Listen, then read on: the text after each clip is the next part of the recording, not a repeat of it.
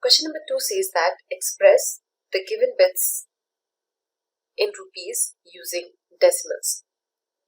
So before we start solving each of the bits, we know that there are 100 paise in 1 rupee. So we can write that 100 paise equals 1 rupee. So now, if we want to convert paise in rupees, we have to divide paise by 100. So to start with the first bit, we have 7 paise. That can be written as rupees 7 over 100, and that comes out to be on division as a decimal, which is rupees 0.07.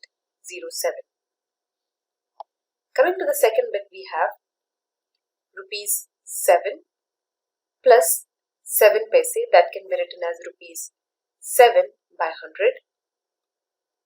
So that will give us rupees 7.07 as the answer, which is in decimal form, because 7 over 100 is 0.07. Adding that to 7 gives us 7.07.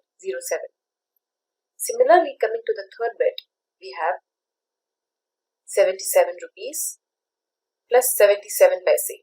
So converting that into rupees, we write it as 77 divided by 100. So dividing 77 by 100 gives us 0.77. Adding that to 77 gives us rupees 77.77. Now we'll go on to the next set of bits. In the fourth bit, we have 50 paise. So that can be written as rupees 50 divided by 100, and that equals rupees 0.5 in decimal form.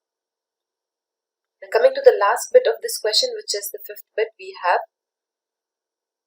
235 paise. So that in rupees can be written as 235 divided by 100, and that gives us the answer as rupees 2.35.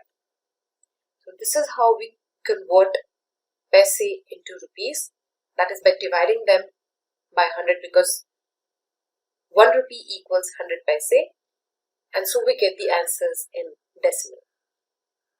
To learn more about how QMath can help you crack school and board exams, explore QMath Leap, a live online classroom program run by highly experienced and committed teachers.